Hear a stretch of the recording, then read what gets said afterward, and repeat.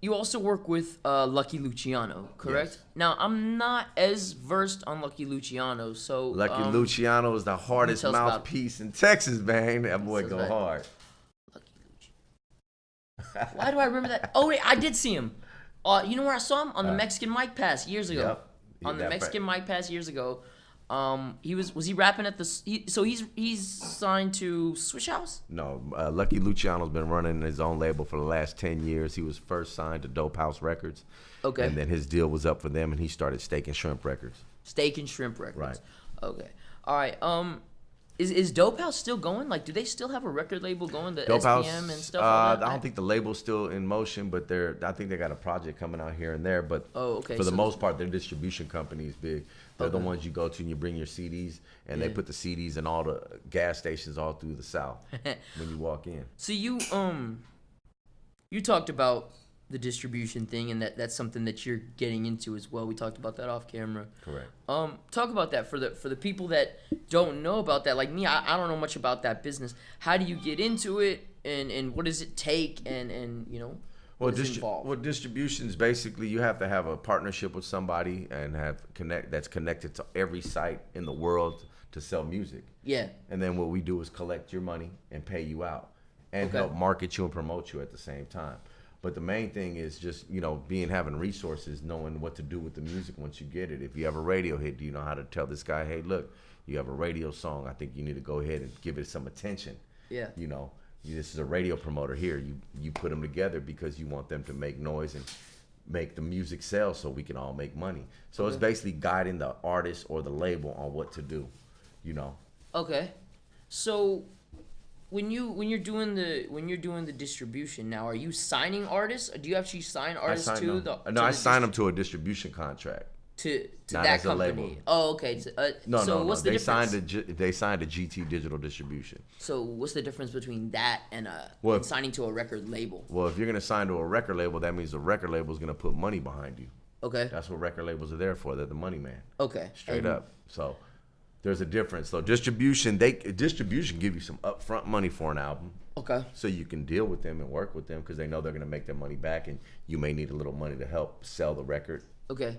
But you're not paying for them to record the album or anything. It's after the no. album's done. If the difference between the record label and distribution, record label, if you're gonna do a record label, label's gonna pay for everything. They pay for everything. You shouldn't have to pay for nothing. Mm-hmm.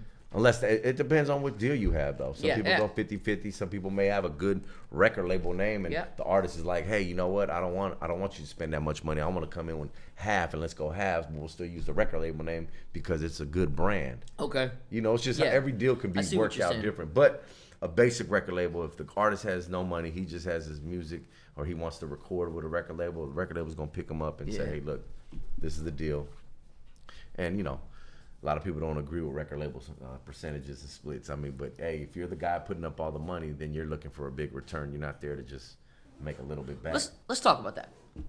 Because you're an executive here. You're the first executive we had on the show. I want to talk to you about 360 deals. What's your opinion? Because you were obviously in the game before 360 deals existed. Mm-hmm. You now 360 deals. What do you think? Like, what's your opinion on 360 deals? And working with an artist like Burner, whose merch is very important. He does a lot of merch. He wouldn't need to do it because he's exactly. He wouldn't need to. But if it's good, if you don't got no money and you don't got no name, make it happen. That's your outlet. Yeah. And me personally, I haven't signed anybody to no 360 deals. I'm signing you for 5 years if I get you. Okay, so you don't do 360 deals at all. I will. It just depends on the artist. Okay. And what kind of money we're talking, what they're bringing to the table. And labels are doing it now because the money that is coming in from the sales of the albums are less, right? So they're gonna wait till the artists. Record labels are not really breaking artists anymore. It's more the artist's job to break themselves, and then come to the record label to pull them up to get that money behind them and blow them back up, get them on. An artist can only go so far, but if you don't know about how to tour, you don't know how to merchandise, you don't have the money to do all that. Yeah. Because a real artist, if you're really gonna make it and you taking the music game seriously, you're gonna have a team behind you. Yeah. You're gonna have your manager, your business manager, your tour manager, your road manager. You're gonna have your booking agent. A lot of people got to have their booking agents. They think the managers do that. You're supposed to have a booking agent that's insured. Yeah.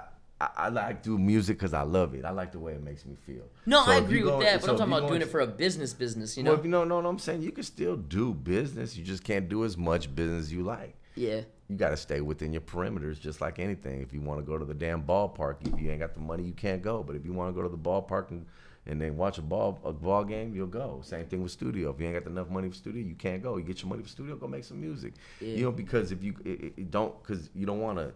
What I would say is you don't want to deter them from their dreams. They might go make that one song, like the little kid Lazy Boy from San Jose. This guy made one song one day in December last year.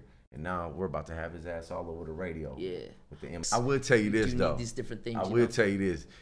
You as friends to the rappers that you fuck with, just tell them the real. If they suck, they suck. Yes. Don't fucking get in the rap game. That's what I will say. Yes, I like that. If they suck. But I if like they that. good and they ain't got no money, they ain't got this, man, you got to hang in there. You got to just hang in there and do what you I can. agree with that. But if you suck, my nigga, and if you got, or if you're friends, you're a friend of somebody that's not a good rapper and they want to do this and they want to do that, they want to rap, but they suck. Man, you got to tell them. And all you guys might have to say, bro, you ain't tight. It's not cool. You don't look cool doing it. I mean, really, man, I have to tell people that shit all the time. Yeah. But they don't like it. You know what I'm saying? But I tell them because I'm their homie. I'm like, bro, I tell them, hey, this is tight. This is weak as what the fuck is you talking about? Yeah. You know what I'm saying? But you got to be real with them. And a lot of people, though, I'm going to tell you, a lot of people be hella fake with people. And I see it They right. do. Because they'll tell me right after, damn, blood, that niggas. I'm like, well, why don't you tell them? Shit, why you telling me? You ain't helping me. You're not helping this shit out. The song fucked up now. That's what I... You know, nigga done fucked up the song. Yeah, but it goes the reverse too.